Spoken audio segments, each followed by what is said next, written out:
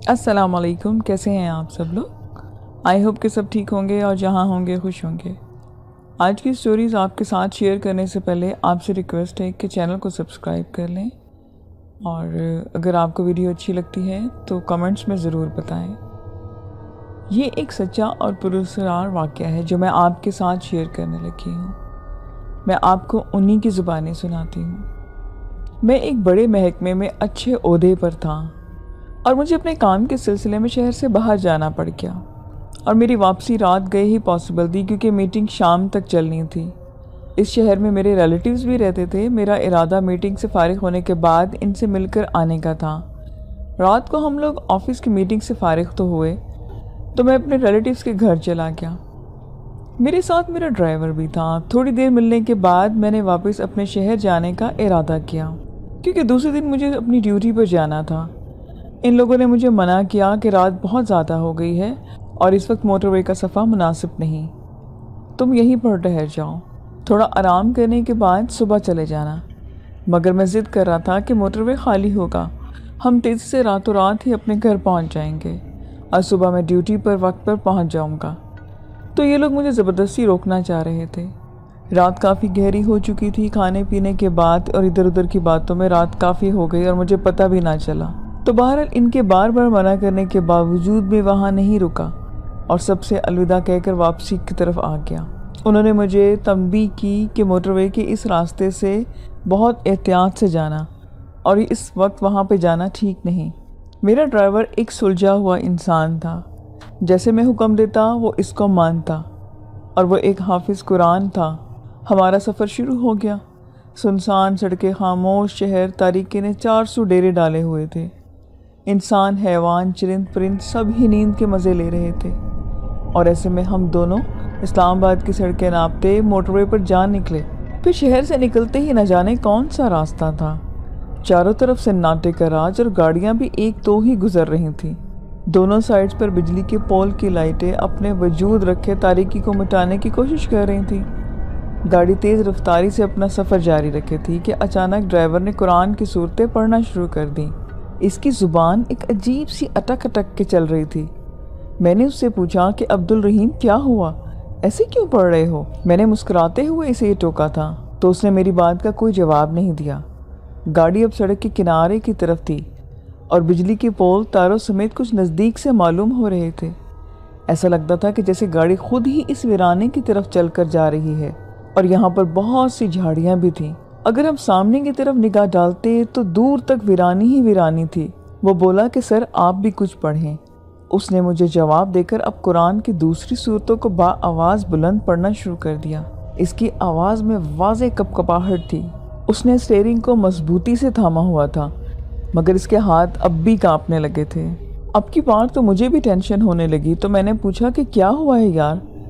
अब्दुल करीम की आवाज़ में मज़ीद शिद्दत आ गई और अब इस पर वहशत सी तारी थी। उसने तलावत करते करते मेरी तरफ देखा और आंखों से इशारा किया कि मैं इसके सीधे हाथ की तरफ देखूं। सर कुछ ना बोलें, बस पढ़ें। इसके दांत भी बजने लगे थे। मैं जो सामने ही तक रहा था, इसके इशारे पर देखा तो दूर गाड़ी के लेफ़्ट साइड पर सड़क पर लगे बिजली के तारों से चिपके एक बुरी सी सूरत की औरत बाल खोले हमारी की गाड़ी के साथ ही सफ़र कर रही थी। यानी कि बिजली की तारों पर तेज़ी से हमारी कार के स्पीड के साथ हमारे बराबर ही चल रही थी। मेरे ड्राइवर का हाथ बुरी तरह से कांप रहे थे और इससे गाड़ी चलाना भी मुश्किल हो रहा था। वो पूरी लगन और यकसुई के साथ तलावत किया जा रहा था। गाड़ी पूरी स्पीड से दौड़ रही थी। इधर वो औरत हमारी गाड़ी के शीशे से मुसलसल नज़दीक होने की कोशिशें करती। इसका मकरू और डरावना चेहरा आज भी मैं नहीं भूलता। न जाने वो कौन थी, वो क्या भला थी जो रात के इस वक्त यहाँ दिखाई दे रही थी। इसकी हद न जाने कहाँ ख़त्म हुई और फिर वो अचानक जैसे दिखाई देना बंद हो गई, एकदम से गायब हो गई। मैं तो कहती हूँ कि ये इस ड्राइवर की ही मेहरबानी थी कि उसने कलाम पढ़ा और उसकी ताकत से हम बच गए, वरना हमारा हाल क्या होता मैं ये सोचकर आज भी डरता हूँ। अब मैं सोचता हूँ कि वो रिश्तेदार इसी चुड़ैल नमा पुरस्कार चीज़ की वजह से रात को वहाँ से निकलने से मना कर रहे थे, जिसका हमें अंदाज़ा नहीं था। रात के वक्त बहुत एहतियात करनी चाहिए क्योंकि रात को अक्सर गैबी मखलूक निकलती हैं। تو ان راستوں سے بھی گزرنا ٹھیک نہیں ہوتا۔ یہ سٹوری کراچی سے سینڈ کی گئی ہے، جو کہ ایک فیملی کے ساتھ ہوئی۔ یہ سٹوری کراچی سے سینڈ کی ہے، آئے میں آپ کو انہیں کی زبانیں سناتی ہوں۔ ہم کراچی کرنگی کے کوارٹرز میں رہتے تھے اور بہت غربت کی زندگی گزار رہے تھے۔ مجھے اس زندگی سے نفرت تھی۔ میں میٹرک میں پڑھتا تھا، بسوں میں گاڑیوں کے دھکے کھا کر صدر پہنچتا۔ اسکول کے بعد جہاں اماں اور ابا نے مجھے ایک سونار کے پاس کام سیکھنے کے لیے رکھوا دیا تھا، اس امید پر کہ شاید ہمارے حالات بہتر ہو جائیں۔ میرے ابا ایک بسکٹ فیکٹری میں ملازم تھے اور میرے چھوٹے 6 بہن بھائی تھے۔ شام کو ابا آ کر اپنا سارا غصہ ہم بہن بھائیوں پر اتارتے۔ مجھے اسے گھٹن اور غربت سے سخت نفرت تھی۔ ہم بہت تنگی کی زندگی گزار رہے تھے، گندا سا علاقہ، لائٹ پانی کے مسائل۔ کئی بار میں گھر سے بھاگ نکلنے کی سوچا کرتا، لیکن پھر کسی وجہ سے رک جاتا۔ میرے تمام بہن بھائی کالے کلوٹے سے تھے، سوائے میرا رنگ صاف ستھرا تھا، اور یہی چیز میرے ذہن میں بھی شامل تھی کہ مجھے اس گھر میں پیدا نہیں ہونا چاہیے تھا، میرا مقام کوئی اور ہونا چاہیے تھا۔ مجھے دولت پیاری تھی، کھانے اور اچھی زندگی گزارنے کا مجھے جنون کی حد تک شوق تھا، مگر مجھے یہاں یہ حاصل نہیں تھی، اور یہ سب کچھ حاصل کرنے کے لیے میں کوئی بھی قدم اٹھانے کو تیار تھا، کسی بھی حد تک جانے کو تیار تھا۔ میں صرف دولت کا خواب دیکھا کرتا تھا۔ جس سونار کے پاس میں کام کرتا تھا، کئی بار میں نے سوچا کہ وہاں سے سونا لے کر بھاگ جاؤں، لیکن آنے والے وقت اور آنے والی مصیبتوں کا سوچ کر میں رک جاتا۔ ہمارے ایک ملنے والے چاچا ہوتے تھے، وہ اچھے آدمی تھے، خوش رہتے، دعائیں دیتے۔ مجھے اس لیے بھی پسند تھے کہ ایک دفعہ انہوں نے مجھے گھڑی انعام میں دی تھی۔ ہمارے پڑوسی تھے اور اکثر کھانے پینے کی چیزیں مجھے لا کر دیتے۔ وہ مجھے کہتے تھے کہ بیٹا جب دنیا سے بچو، یہ خطرناک گھڑا ہے، مگر میں ان کی باتیں سن کر دوسرے کان سے نکال دیتا۔ ہمارے گھر کے قریب ایک مسجد بن رہی تھی، لوگ اس میں بڑھ چڑھ کر حصہ ڈالتے۔ مجھے مسجدیں اور اسلام میں کوئی خاص دلچسپی نہیں تھی۔ جب مسجد چلا جاتا تو وہاں کام ہوتے دیکھتا رہتا۔ انہی دنوں مسجد کے آس پاس ایک آدمی نظر آنے لگا۔ اس کی لمبی سی داڑھی اور لمبوتری، وہ ٹوپی پہنے ہوئے ہوتا تھا اور ایک لمبا سا سیاہ لباس پہنتا۔ وہ خود کو فلسطین کا رہنے والا بتاتا تھا اور کہتا کہ میرا سلسلہ ایک مشہور سلطان سے جا کے ملتا ہے۔ اس کی اردو بھی اچھی تھی۔ لوگ اس کے بعد آؤ بھگت کرتے اور اس کے اپنی خدمت اور علاقے کے لیے پیش کرتے۔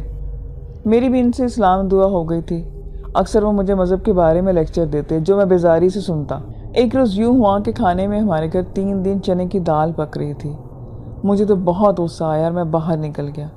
غصہ اتنا شدید تھا کہ میں اندھا دھند کافی دیر تک چلتا رہا، اور جب مجھے ہوش آیا تو چاروں طرف اندھیرا تھا، لائٹ گئی ہوئی تھی اور تیز ہوا چل رہی تھی۔ طوفان آیا ہوا تھا۔ میں نے سوچا کہ کہیں کوئی چیز میرے اوپر آ کر نہ گر جائے، تو مجھے کسی پناہ گاہ میں جانا چاہیے۔ مجھے مسجد کا خیال آیا اور میں وہاں کی طرف چل پڑا۔ اب بارش شروع ہو چکی تھی۔ میں تھر تھر کانپتا مسجد میں چلا گیا۔ مسجد کا دروازہ بند تھا، لیکن چھوٹی سی دیوار تھی، وہ پھلانگ کر میں اندر جا کے بیٹھ گیا۔ میں پورا کا پورا بھیگ چکا تھا۔ میں نے دیکھا سامنے گلی میں ایک کمرے سے روشنی باہر آ رہی ہے، اس میں وہی فلسطینی بیٹھا ہوا تھا۔ اس نے مجھے کئی دفعہ اپنے گھر آنے کی دعوت دی تھی، لیکن میں کبھی بھی نہیں گیا، اس لیے کہ وہ پھر مجھے مذہب کی باتیں کرے گا۔ مگر اس بار بارش اور سردی نے مجھے اس کے ہاں جانے پر مجبور کر دیا، تو میں مسجد سے نکل کر اس کے دروازے تک پہنچ گیا۔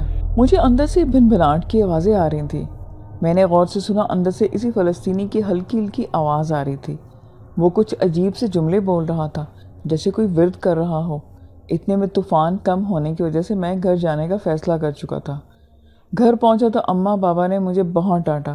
وہ بہت پریشان ہو گئے تھے۔ صبح میں دیر سے اٹھا تو اسکول بھی نہیں جا سکا۔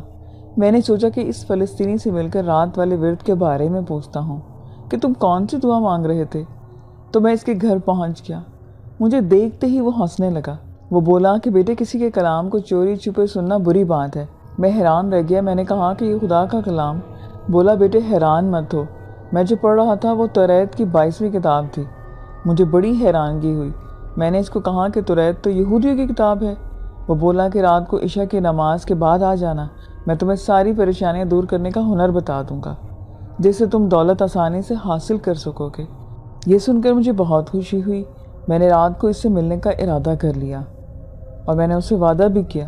رات کو جب سب گھر والے سو گئے تو میں آہستہ سے اٹھا اور فلسطینی کے گھر پہنچ گیا۔ اس نے مجھے اپنے سامنے بٹھا لیا اور بولا کہ میری آنکھوں میں آنکھیں ڈال کر دیکھو۔ خداوند تجھ پر نعمتیں اور رحمتیں نازل کرے گا۔ میں نے اس کی آنکھوں میں ایک عجیب سی روشنی دیکھی اور میں نے خود کو ایک ویران سی جگہ پہ محسوس کیا۔ اب دور کہیں سے گانے گانے کی آواز آ رہی تھی۔ الفاظ تھوڑے سے مختلف تھے، لیکن ایک سحر سا طاری مجھ پہ ہو گیا۔ پھر اچانک مجھ پر یہ کیفیت ختم ہو گئی۔ اس نے مجھ سے کہا کہ میں مسلمان کے درمیان ہوں، بظاہر مسلمان ہوں، لیکن تم جان بھی گئے ہوں گے کہ میں کون ہوں۔ میں نے پوچھا کہ آپ کون ہیں؟ کیا آپ فلسطینی نہیں ہیں؟ تو اس نے نفرت سے کہا کہ میں اسرائیلی اور یہودی ہوں۔ میں نے کہا کہ آپ یہاں کیوں آئے ہیں؟ تو وہ بولا کہ مسلمانوں کا میں اخلاق تباہ کرنے آیا ہوں اور ان کو سوشلی اور مارلی تباہ کر کے جاؤں گا۔ اصل میں وہ آدمی جو توریت پڑھتا تھا وہ مسلم نہیں تھا، وہ یہودی تھا۔ وہ ڈیلی مجھے ہپناٹائز کرتا اور اپنا کام نکلوانے کی کوشش کرتا۔ تیسرا یہ کہ تمہیں اس نے کہا کہ سب سے زیادہ خواہش دولت کی ہے، اور تمہیں میں کچھ ایسے عمل بتاؤں گا کہ تمہیں ایسی چیزیں مل سکتی ہیں جو آئندہ تمہارے سفر میں کام آئیں گی۔ وہ مجھے اپنے ایک تنظیم میں شامل کر رہا تھا۔ ہمیں کچھ ایسی چیزوں کی تلاش تھی، اصل میں ہمیں اس کی تلاش تھی جو اس کتاب میں موجود تھی۔ اگر تم ہماری مدد کرو گے تو ہم تمہیں اتنا حصہ دیں گے کہ تم سوچ بھی نہیں سکتی۔ یہ بات اس نے مجھے کہی تو میں نے کہا کہ آپ مجھے ہی کیوں چن رہے ہیں؟ وہ بولا کہ مجھے کسی ایسے مسلمان کی تلاش تھی جس کا دل خدا کی محبت سے خالی ہو۔ ہم کسی ایسے ہی شخص کا سہارا لے کر اس خزانے تک پہنچ سکتے ہیں۔ تو میں نے پوچھا کہ آپ یہ سب کیسے کریں گے؟ وہ بولا کہ میں بلیک میجک جانتا ہوں۔ دنیا میں بلیک میجک کی جتنی طاقت ہمارے پاس ہے شاید کسی کے پاس نہیں ہے۔ پھر میں نے اس سے پوچھا کہ مجھے کیا کرنا ہوگا؟ وہ بولا کہ کچھ نہیں، بس تم آ کر مجھ سے ایک سبق لے لیا کرو۔ صبح ہونے والی تھی، میں اپنے گھر آ گیا۔ تو جب میں میٹرک کے امتحان سے فارغ ہو گیا تو میں نے اپنے کارخانے سے چھٹی لی اور جب اس فلسطینی کے پاس پہنچا جس کا نام ہارون تھا، اس نے مجھے کہا کہ اب تمہیں یہ ملک چھوڑنا پڑے گا، ہم لوگ اسرائیل جائیں گے۔ میں پہلے تو گھبرا گیا، مگر میں نے ایسا کیسے ہو سکتا ہے؟ وہ بولا کیوں نہیں ہو سکتا؟ میرے بچے، اس دنیا میں سب کچھ پاسبل ہے۔ تم اب بس نکلنے کی تیاری کرو، کسی بھی وقت ہم یہاں سے نکل جائیں گے سمندری جہاز کے ذریعے۔ پھر میں اپنے گھر آ گیا۔ کافی دیر سوچوں میں ڈوبا رہا۔ میں پریشان بھی تھا اور گھبرایا ہوا بھی، لیکن میرے سامنے ایک سنہرا فیوچر تھا۔ میں نے سوچ لیا کہ میں اپنی مرضی سے زندگی گزاروں گا۔ میں خاموشی سے اپنا سامان باندھا اور گھر سے نکل آیا۔ ہارون نے مجھے بس کا کرایہ دیا اور بولا کہ تم صدر پہنچ جانا۔ صدر پہنچنے کے بعد مجھے کافی انتظار کرنا پڑا۔ ہارون تو مجھے مل گیا، لیکن میں اس کو پہچان نہیں پایا کیونکہ اب وہ کلین شیو تھا اور پینٹ اور شرٹ پہنی ہوئی تھی۔ وہاں سے ہم بس میں بیٹھ کر پورٹ قاسم کی طرف پہنچے اور ہارون کے کسی جاننے والے نے ہمیں جہاز میں پہنچا دیا۔ امتحانوں سے پہلے جب میں ہارون سے ملا تھا تو اس نے مجھے کان میں ڈال دیا تھا کہ شاید مجھے یہ ملک چھوڑنا پڑے، اور اگر تم تیار ہو تو پھر میں تمہارے سفر کی تیاری کروں۔ شاید اسی لیے میں نے امتحانوں میں مصروف تھا تو اس نے میرے پیپر تیار کروا لیے تھے اور ہمیں کوئی مشکل بھی نہیں ہوئی۔ جہاز میں پہنچ کر اپنے کیبن کی طرف پہنچ گئے اور اگلے دن جہاز چل پڑا۔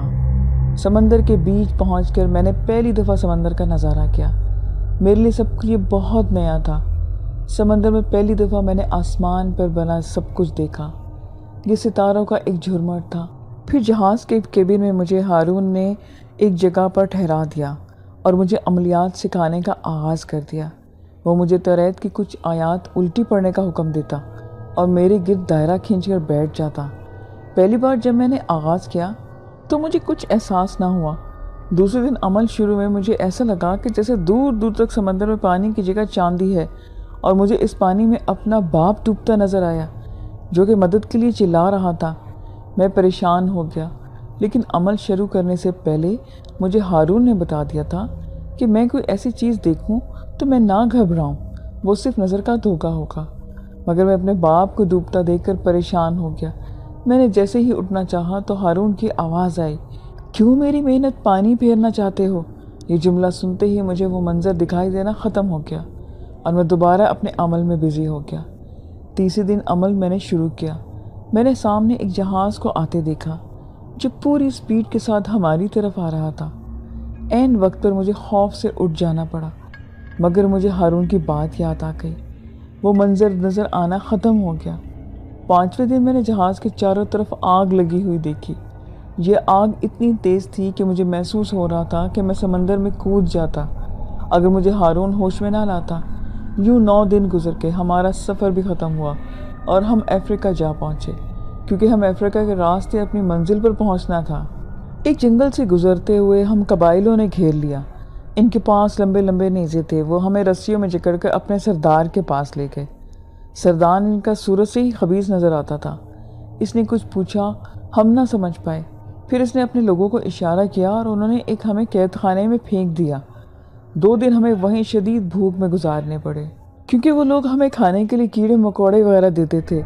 مگرمچھ کی دم بھون کر لے آئے اور ایک دن ہمارے رونگٹے کھڑے ہو گئے جب انہوں نے ہمارے سامنے ایک صحت مند انسانی بازو رکھا، جو شاید ابھی بھی جسم سے الگ ہوا تھا۔ ہلکا سا وہ سیکا ہوا تھا اور اس میں سے تازہ خون رس رہا تھا۔ انسانی بازو دیکھ کر تو میرے ہوش اڑ گئے۔ میں نے ہارون سے کہا کہ انہوں نے ہمیں بھی اسی لیے قید رکھا ہے۔ ہارون نے کہا کہ تم کیا سمجھتے ہو میں 3 راتوں سے بیکار بیٹھا ہوں؟ میں استر کو پکار رہا تھا۔ اس نے مجھے جواب دیا۔ میں نے پوچھا کہ استر کون ہے؟ تو اس نے بتایا کہ یہ ایک ساحرہ ہے اور میں اس کا غلام ہوں۔ میں نے پوچھا کہ وہ آئے گی؟ تو ہارون بولا کہ وہ ضرور آئے گی۔ ہم ادھر سے گھاس کھا کر تھوڑا بہت پیٹ کی آگ بجھاتے۔ چوتھے دن وہ تینوں قبائلی ہمیں لینے آ گئے۔ انہوں نے ہمیں بہت پیدل چلایا اور ایک پہاڑی کے بیچ میں لے آئے۔ وہاں الاؤ جل رہا تھا۔ یہ دیکھ کر میرے رونگٹے کھڑے ہو گئے کہ 3 زندہ انسان جانوروں کی طرح آگ پر بھن رہے تھے۔ 10-12 سور بھی تھے۔ ان جنگلیوں نے زوردار طریقے سے نعرے لگانا شروع کر دیے۔ ہارون نے کہا کہ استر آنے ہی والی ہے۔ مجھے اتنا خوف تھا کہ میرا دل بند ہوئے جا رہا تھا، تو میں نے اس پر لعنت بھیجی۔ اسی لمحے ایک قیامت سے آ گئی۔ ایسی تیز آندھی آئی کہ تمام کے تمام آگ بجھ گئی۔ اچانک درختوں میں آگ لگنے لگی۔ وہ جنگلی حیران تھے کہ اچانک اتنی شدید آگ کیسے لگ گئی۔ اس کا تصور بھی نہیں کیا جا سکتا تھا، کیونکہ دور دور تک صرف آگ نظر آ رہی تھی۔ صرف وہی علاقہ آگ سے محفوظ تھا جہاں وہ لوگ موجود تھے۔ ہارون بھائی خوش تھے، لگ رہا تھا کہ اس کی خواہش پوری ہو گئی۔ جنگلیوں کا خوب پسینہ بہہ رہا تھا، لیکن ہمیں ذرا بھی تپش محسوس نہیں ہو رہی تھی۔ اچانک میں نے دیکھا کہ آگ کے سمندر میں تیرتا ہوا ایک وجود ہماری طرف آ رہا ہے۔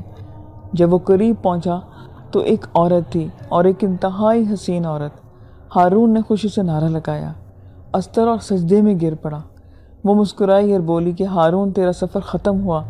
میری مجبوری ہے کہ اس وقت اپنے ساتھی ایک آدمی کو میں لے جا سکتی ہوں۔ ہارون کانپنے لگا، بولا تو مجھے میری دعاؤں کا یہ صلہ دے گی؟ وہ بولی کہ میں تجھے ایک آسان ترین موت دے رہی ہوں۔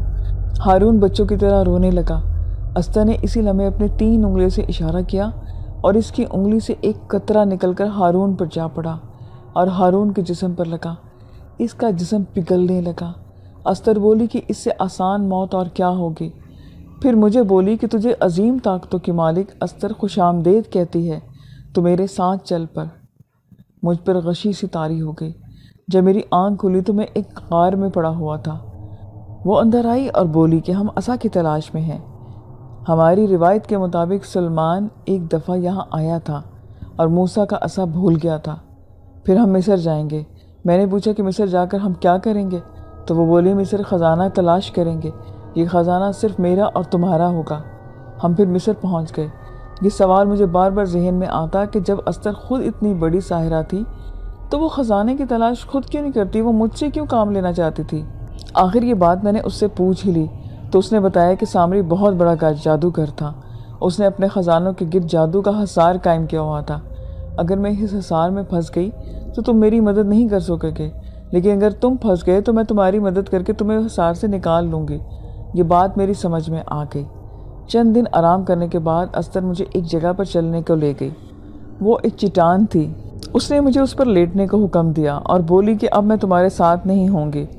تمہیں جو کرنا ہے وہ اکیلے کرنا ہے۔ تمہارے اندر قوت ہے، تم یہاں کا تصور کرو گے، وہاں لمحوں میں پہنچ جاؤ گے، وہ بھی جسمانی شکل میں۔ اب تم جلدی سے آنکھیں بند کر لو۔ میں نے آنکھیں بند کی اور میں نے سامری کو وہاں پہ دفن خزانے کا تصور کیا۔ میرے جسم کو اتنا شدید جھٹکا لگا کہ جیسے کسی نے مجھے توپ کے آگے باندھ کر اڑا دیا ہو۔ میرے دماغ میں سنسناہٹ ہو رہی تھی اور میرا جسم تیزی سے اڑتا جا رہا تھا۔ میں نے آنکھیں کھولنے کی کوشش کی لیکن کامیاب نہ ہوا۔ مجھے ایسا لگ رہا تھا کہ جیسے کسی نے میری آنکھوں کو سلوشن سے چپکا دیا ہے۔ مجھے ہر طرف ہلکی ہلکی سی گرمی محسوس ہو رہی تھی۔ نہ جانے کتنی دیر میں سفر کرتا رہا، پھر میرا ذہن کھو گیا اور جب میری آنکھ کھلی تو میں نے خود کو ایک جگہ محسوس کیا۔ وہ ایسی جگہ تھی جیسے کوئی دلدل ہوتی ہے، ہر طرف چاندنی پھیلی ہوئی تھی، دور دور تک سناٹا تھا، ویرانی تھی۔ میں چلتا رہا اور ایک پہاڑی آئی، میں اس کے اوپر چل پڑا۔ آگے کچھ چٹانیں سی نظر آئیں اور ایک راستہ نظر آیا۔ جب میں وہاں جا کے دیکھا تو اس کے اندر سیڑھیاں تھیں۔ میں اندر داخل ہو گیا۔